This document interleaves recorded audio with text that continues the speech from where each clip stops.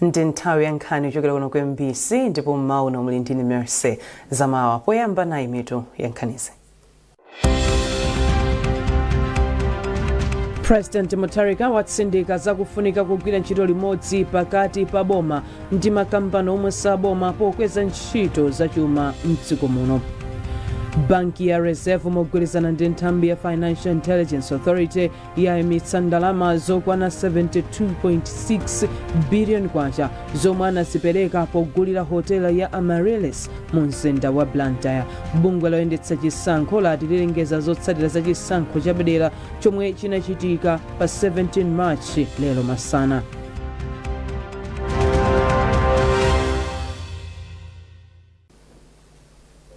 Mtsogoleri wa dziko lino Professor Arthur Peter Mutharika watsindika kufunika kugwira ntchito limodzi pakati pa boma ndi makampani omwe saboma pokweza ntchito zachuma cha dziko lino. Polankhula ku nyumba ya boma ya Kamuzu Palace mu mzinda wa Lilongwe atakumana ndi akuluakulu a banki ya FDH, Professor Mutharika anati boma ndi lodzipereka kuonetsetsa kuti ntchito za malonda ndi zachuma zikuyenda bwino m'dziko muno. Zambiri mu lipoti la Mwayi Ntomodzi. Mtsogoleri wa dziko lino Professor Arthur Peter Mutharika kuti boma lake ndilodzipereka kuti ntchito za malonda ziziyenda bwino. Tate wa dziko lino wayamika banki ya FDH kamba ka ntchito zake zothandiza boma pa ntchito zachitukuko monga zomangamanga za maphunziro komanso kukweza chuma cha dziko lino. Mmawu ake mkulu wa banki ya FDH William Mpinganjira wati banki yayika chidwi pa ntchito za migodi. Iye wati kupatula izi banki yawo ikuthandizanso ntchito yokonza msewu wa Golomoti mpaka ku Mongbet North. Mpinganjira ati banki yayikanso chidwi pa ntchito za maphunziro pomanga zipinda zogona mophunzira komanso pereka ndalama zokwana 1 billion kwacha ku bungwe lobwereketsa ndalama ophunzira msukulu zawo kachenjede la Students Loans Board. Mwayi Ntomodzi, MBC Lilongwe. Mayi wa dziko lino Professor Gertrude Mutharika ati ndokondwa kuti mabungwe makampani komanso anthu akukwaniritsa malonjezo awo pothandiza bungwe la Beautify Malawi Beam Trust. Iwo anena izi ku Kamuzu Palace mu mzinda wa Lilongwe pomwe kampani ya Simui Holdings imapereka ndalama zokwana 50 million kwacha zomwe inalonjeza pa tsiku lokhazikitsa ndondomeko za ntchito ya bungweli kuyambira chaka chino mpaka chaka cha 2030. Zambiri mu lipoti la Mwayi Ntomodzi. Pa 27 February bungwe la BEAM linakhazikitsa ndondomeko yake pomwe anthu ndi mabungwe osiyanasiyana analonjeza thandizo. Imodzi mwa kampani zomwe zinalonjeza ndi Simui Holdings yomwe yapereka 50 million kwacha zomwe Professor Mutharika ati zikuthandiza kukwaniritsa zolinga za bungweli. Wapampando wa bungwe la BEAM Dingiswayo Jere wati thandizo lafika mu nthawi yake. Kwa ife ngati a Beautify Malawi tuchitenga kuti ndi mdalitso kwa ife choti zabwera pa nthawi imene anthu ambiri panopa akuvutika, ena ali ndi njala komanso panopa taona kusefukira kwa madzi moti anthu ambiri ayamba kale kunena kuti tithe kuwafikira ndi mathandizo osiyanasiyana. Ndeti kuona kuti dzanja limene lapereka lero lathandizira zedi kuti ife ngati a Beam Trust tithe kufikira anthu amene akupeza pang'ono. Wapampando wa Simui Holdings Ben Simui ati thandizo lili kuonetsa kudzipereka kwa kampani yawo pomanga tsogolo la Malawi. Kuyanganira pa nthawi tinali mu ceremony naona zituzi macrips kuona ntchito ikugwira beams Malawi. So chinankala choni I was so touched. So as a team tinaona kuti ndiye tisebenza bwanji the beams, how do we work together. Kupatula ndalama, kampani yaperekanso matumba ofa kwana 600 ndipo yalonjeza kupereka inanso 600. Kampani yati ndi mapulani yogulira bungwe la BEAM galimoto ya mtundu wa minibasi komanso kukhazikitsa ntchito zopanga zothandiza atsikana pa nthawi ya msambo sanitary pads. Mwayi Ntomodzi, MBC Lilongwe. Mayi wa dziko lino Professor Gertrude Mutharika akuyembekezeka kupita ku America komwe mwazina akakhale nawo pa msonkhano omwe cholinga chake ndi kulimbikitsa umodzi ndi tsogolo la mayiko apa dziko lonse. Chikalata chomwe asayinira mlembi wamkulu wa maofesi ya mtsogoleri ndi nduna Justin Saidi chati Madam Professor Mutharika awayitana kupita ku America kumkumano ndi mayi wa dzikolo Mayi Marine Trump. Msonkhano ukachitika kuyambira pa 24 March mpaka pa 26 March ku Washington DC. Banki ya Reserve mogulizana ndi nthambi ya Financial Intelligence Authority yayimitsa ndalama zokwana 72.6 billion kwacha zomwe anazipereka pogula hotelo ya Amaryllis mu mzinda wa Blantyre. Mkulu wa banki a George Partridge anena izi ataonekera ku komiti ya nyumba ya malamulo ya Public Accounts yomwe ikufufuza za nkhaniyi. A Partridge ati RBM komanso FIA ikuyesetsa kufufuza ndalama zotsala kuti azibwezeretse zambiri mu ripoti ili. Mkulu wa banki George Partridge woza komiti mndandanda wa zomwe banki yakhala ikuchita itatsinidwa khutu ndi munthu wina pa nkhaniyi. Mwazina, Partridge wati RBM inalembera makalata komanso kulamula pension fund kuti isapitirire ndi malondawa ngakhale sidamvere malangizowa. Partridge wozanso komiti kuti akuyesetsa kuti ndalama zotsalazo zibwezedwe. 90 billion inalipidwa ndipo panopo timachita trace ndrama tapeza kuti 72 billion tayichita trace mpaka na lerolo koma kupitirizabe kuchita trace kuti ndrama zinapita kuti tikazipeza ndrama zetu kwauza zathu FIA amene ali ndi mphamvu yoti angachite freeze ma accounts ndi akuchitabe freeze ma accounts ndrama zo akazipeza. Wapampando wa komiti ya nyumba ya malamulo yona za chuma cha boma Stephen Malondera walangizanso akuluakulu a banki kuti aunike momwe anthu omwe akukhuzidwa pa nkhani akukhalira komanso momwe akugwirisira ntchito ndalama. Kuti aliyense azukutidwe kuti zizachitika izizi kuti muone liwiro limene la mtondodo oka limene linapangidwa kuti chinthu chigulidwe kuti zitatha pamenepo ndalama zija zimene zinatuluka zinaenda bwanji. Bungwe la Public Service Pension Trust Fund lidalipira 90.1 billion kwacha ndipo ndalama pafupifupi 17 billion kwacha ndi zomwe zatsala kuti zipezeke. Trust Office, MBC, Lilongwe. Nthambi ya boma yona zangozi zogwa matsitsi ya Dodma yati yayambapo kale kufikira ndi thandizo anthu omwe akumana ndi mavuto kamba ka mvula yomwe ikugwa m'maboma ena mdziko muno. Polankhula ku Blantyre, mmodzi mwa akuluakulu ku nthambi a Charles Matabwa ati katundu winanso ufunika mu nyengo yotereyi amuyika kale m'malo onse oyenera mdziko muno. Amatabwa anena izi pomwe anali nawo pa ntchito yoyendera ndondomeko yopereka chakudya kwa manja okhudzidwa ndi njala. Ndondomekoyi akuitsogolera ndi abungwe la World Food Program WFP ndi thandizo lochokera ku dziko la Japan. Jeffrey Chinawa wafika ndi ripoti. Malingana ndi Amatabwa, ena mwa anthu omwe akukumana ndi ngozi zogwa mwadzidzidzi kamba ka mvula ya mphamvu yomwe ikugwa m'madera ena a dziko lino ayamba kale kulandira thandizo. Pamenepa iwo ayamikiranso bungwe la World Food Program WFP ndi boma la Japan kamba kugwirana manja ndi boma pothandiza manja omwe ali ndi vuto la njala. Mawu athu ndi othokoza kwambiri pa chithandizo chimenechi chifukwa boma la Japan ndi World Food Program akhala kutithandiza ndithu ndi abale kwambiri. Boma lakonzeka ndithu chifukwa timakhala okonzeka kuti munyengo ino zinthu ngati zimene zimachitika, ndipo pali katundu wina woti tinagula kale ndipo pali katundu wina yemwe agulidwe, ndipo pomwe tinamva za izi takhala tikukumana ndi abale ena monga WFP oyang'ana za nyengo ndi mabungwe osiyanasiyana omwe athandize, ndipo anthu ena onse tikwatsimikiza kuti tiwafikira mwansanga chifukwa ena afikiridwanso kale pano tikulankhula.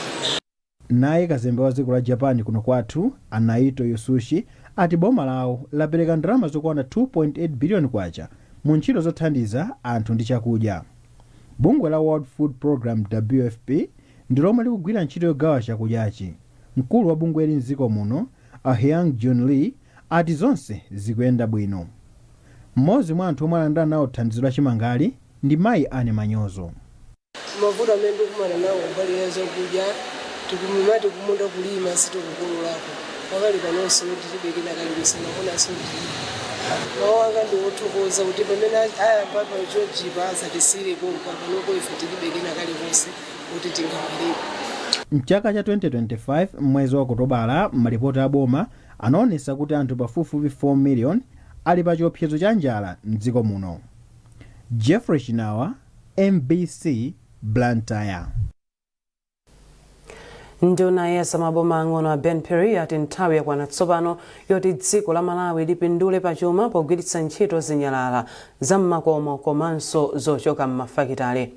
A Perry anena izi ku Lilongwe atakambirana ndi kampani ya kuteke yotchedwa Rakento Energy yomwe imapanga mphamvu ya magetsi ndi zinthu zina kuchokera ku zinyalala. Isaac Jali wafika ndi nkhani yonse. Atamaliza kukambirana ndi akuluakulu a kampani ya kuteke ya Rakento Energy, nduna ya zamaboma ang'ono a Ben Perry anati dziko la Malawi limatulutsa zinyalala zambiri m'mafakitale ngakhalenso m'makomo mwa anthu, koma pali vuto loti anthu samatha kuzitolera komanso kusankha bwinobwino kuti zinyalala zomwezo zigwiritsidwe ntchito moyenera mopindulira chuma cha dziko lino. A Ben Perry anati zomwe kampani ya Rakento Energy yaonetsa zikugwirizana kwathunthu ndi zomwe analamula president wa dziko lino Profesa Arthur Peter Mutharika posachedwapa kuti malo onse azikhala aukhondo pofuna kupewa matenda osiyanasiyana kuphatikizapo matenda otsekula m'mimba. Zimene ationetsa zikuoneka ngati ndi zimene tikufuna. Chicheni chawo chachikulu amakafika mpaka kopanga magetsi.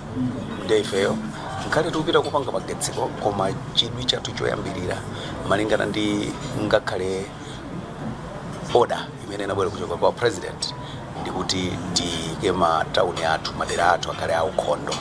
Ndiye mvuto ndiloti anthu amasesa zoona. Zinyalalo zimatengedwa ndi zoona, koma kuti tichotse pa malo pake tipititse ku malo oyenerera. Choyamba choti malo oyenerera omwe tilibe chifukwa timakangotaya ngati kudzala. Kupatula pamene popo zimativutanso kunena kuti zinthu chakuti tizichite sort out zimasizitheka chifukwa chokuti timayenera kuti zinthu zija ngati ndi za glass zikidwe malo awo zokha, ngati ndi za plastic zikidwe malo awo zokha, ngati nkupangano ndi zina zimagetsi tipangenso zimenezo zimene zimativuta. Mawu ake mkulu wa kampani ya Rakento Energy Omar Halit Kamsieglu anati dziko la Malawi lili nkuthekera kopeza phindu lochuluka kuchokera ku zinyalala zimene zimangotayidwa mwachisawawa. Kampani ya Rakento Energy adayikhazikitsa mchaka cha 1998 ndipo imagwira ntchito zosiyanasiyana zosandulitsa zinyalala kukhala magetsi ndi zinthu zina zothandiza pa moyo wa munthu. Isaac Jali, MBC, Lilongwe. Mukuonera nkhanizi kuchokera kuno ku MBC ndipo mauno muli ndi Mercy Zamawa. Tentonenso mito ya nkhanizi.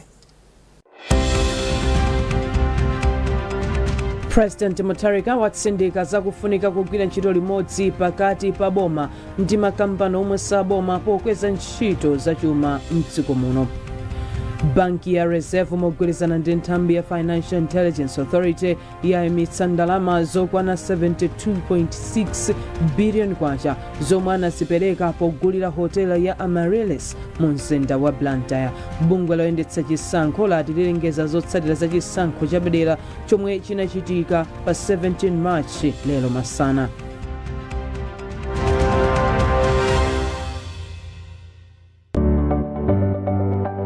Sabara ino mu program ya Woman Talk. Kodi nkhanza mbanja munthu akamakumana nazo angapite kuti ku victim support unit.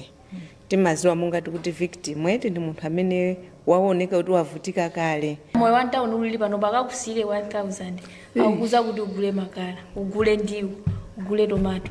Zimakhala tuzovuta kwa munthu amayi. Ku victim support iko mumamanga anthu kumenya kuti nkhope munthu osamuzindikira kuti kodi munthu ndi ndani.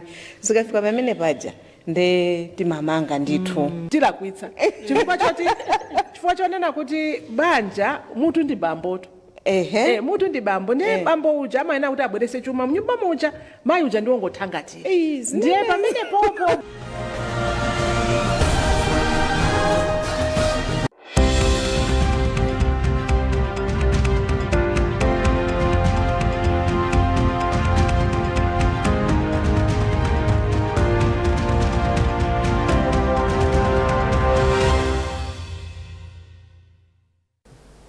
takulandirani mu gawo lachiwiri la nkhani zathu. Dziko la Malawi lavomera ndondomeko yolimbikitsa kuteteza zachilengedwe yotchedwa National Ecosystem Assessment ngati njira imodzi yolimbikitsa njira zamakono komanso zachikhalidwe poteteza zachilengedwe. polankhula pamwambo okhazikitsa ndondomekoyi mmodzi mwa akuluakulu oyendetsa ntchitoyi mayi Alice Kamwamba anati ndondomekoyi ithandiza kupititsa patsogolo njira zabwino zotetezera zachilengedwe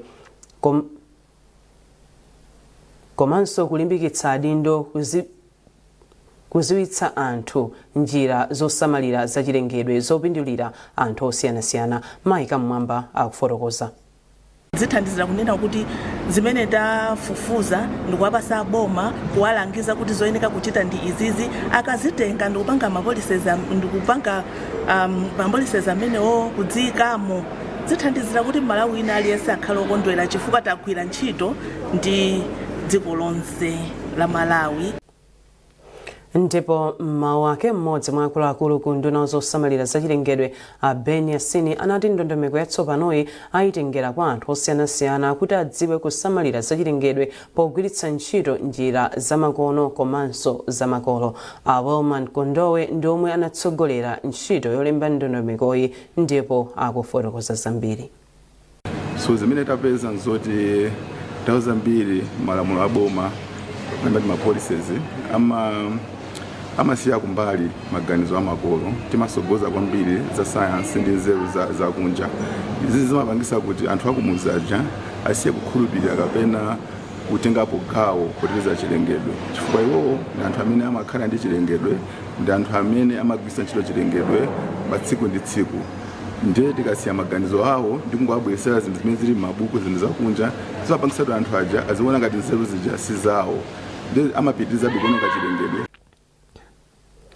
Nduna yachilungamo a Charles Muhango ati ofesi yawo sikudziwa chilichonse chokhudza milandu ina yomwe anthu ena mchipani cha DPP akukhudzidwa kuti boma likuchotsa milanduyi kuti isapitirirenso ku mabwalo a milandu. Muhango anena izi ku nyumba ya malamulo lachitatu sabata ino pomwe amayankha zomwe phungu wa dera lapakati m'boma la Mulanje akondwani Nankhumwa ananena m'nyumbayi. Iwo akufotokoza. Ngati nduna ineyo kuti ndiyankhepo za m'maluwa ngati zimenezo sindingakwanise, komabe powapasa ulemu iwowo phungu wa nyumba ya malamulo ndi anthu awo aku Mulanje Central ndinayankhabe kufotokoza bwinobwino lomwe mu nyumba ya malamulo kuti malamulo a dziko lino akupereka mphamvu kwa Attorney General komanso kwa Director of Public Prosecutions amene timati a DPP, kuti a DPP ali ndi mphamvu kuchosa mlandu wina uliwonse wa upandu muziko muno kuuchosa kuti usapitirire ku khoti. Koma ndafotokozaso mu nyumba ya malamulo kuti a DPP akangochosa mlandu umenewo ngati zakomera iwo kuchosa mlandu amayenera kuti apereke report ku komiti ya nyumba ya malamulo imene timati Legal Affairs Committee. Popereka report yawo a DPP ayenera kupereka zifukwa zokwanira zimene achosera mlandu wina uliwonse. Zotsatira za chisankho chapadera chomwe chachitika dzulo lachiwiri m'madera aphungu anayi komanso m'madera amakhansala asanu ndi awiri zafika mu mzinda wa Lilongwe ku National Tally Center. Malinga ndi mneneri wa bungwe la Malawi Electoral Commission Sangwani Mafrera, bungwe lilengeza zotsatira akamalizitsa ntchito zonse zokhudza chisankhochi. Bungwe lophunzitsa anthu zinthu zosiyanasiyana la Nice Trust m'boma la Mangochi lati ndilokondwa ndi kuchepa kwa chiwerengero cha mavoti owonongeka pa chisankho chapadera cha makhansala chomwe chachitika m'dera la Mikongo m'boma la Mangochi. Mkulu wa bungweli m'bomali a Joseph Chamambala ati ndizosangalatsa kuti anthu ovota molondola mavoti 46 okha ndi omwe anali owonongeka mwa mavoti 4,439 omwe anthu oponya voti anaponya pa chisankhochi. Chisankhochi zotsatira zosatsimikizika zikusonyeza kuti a Lloyd James oyima paokha ndi omwe akutsogola pa mpando wa khansala atapeza mavoti okwana 2,624. Mawu ake mkulu ona za chisankho m'boma la Mangochi a Rodrick Kazembe wati chisankhochi chayenda bwino ngakhale panali zovuta zina kamba ka mvula ya mphamvu yomwe yakhala ikugwa m'boma ali pa tsikuli.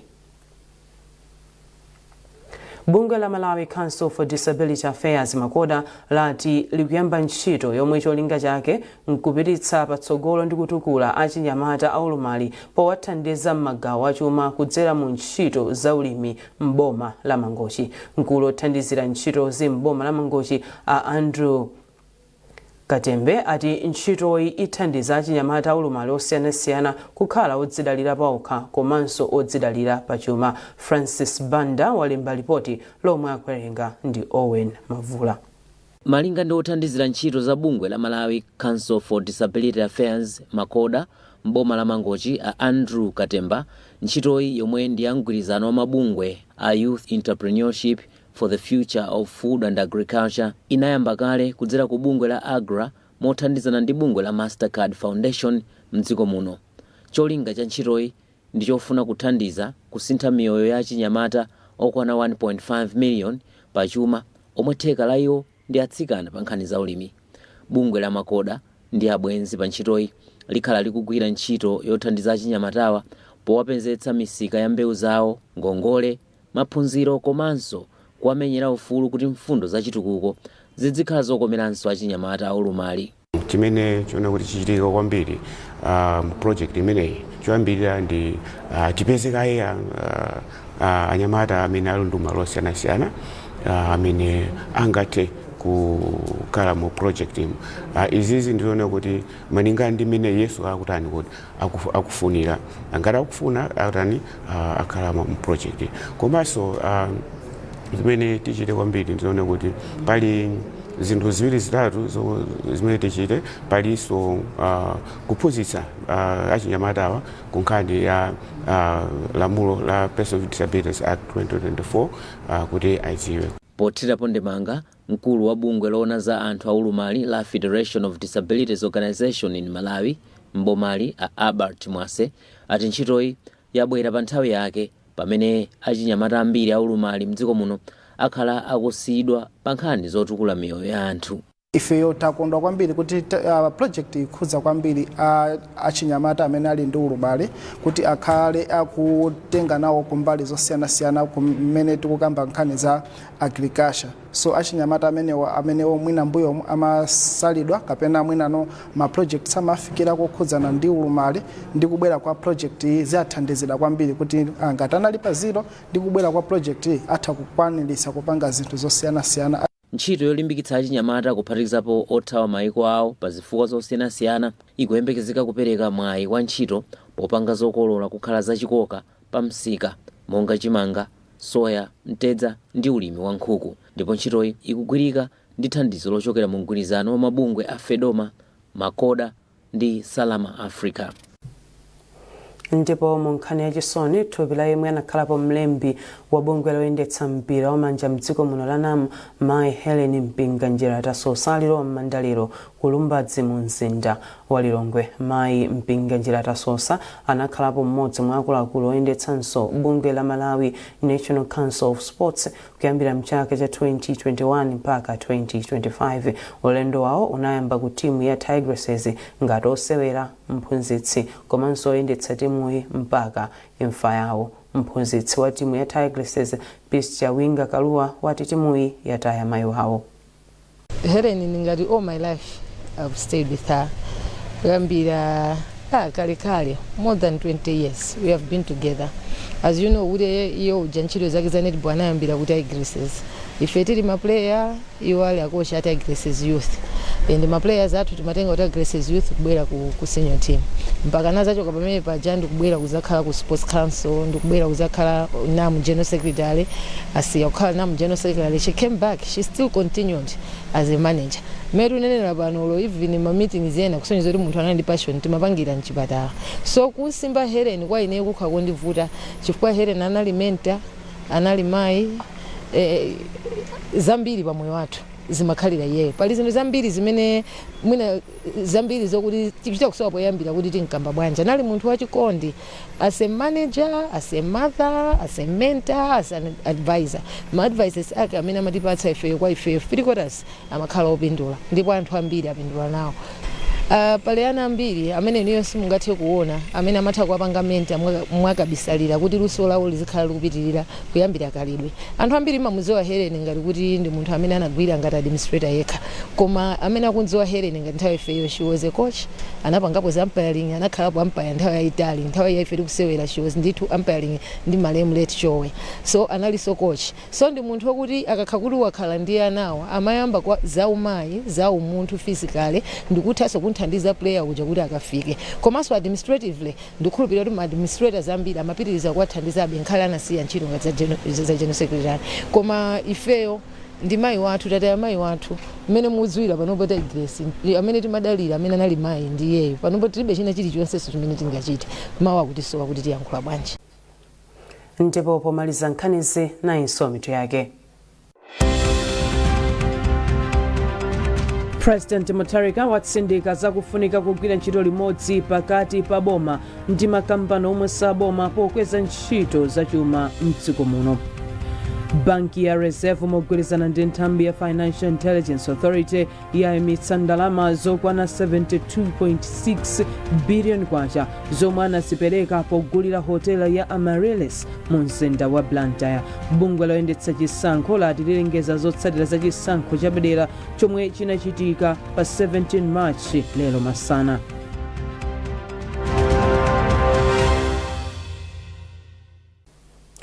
Pezani nkhanizi ndi zina zambiri popita pa mbc.mw kapena mbc digital pa Facebook, Instagram komanso X. Mnali ndine Mercy Zamawa, mmawa bwino.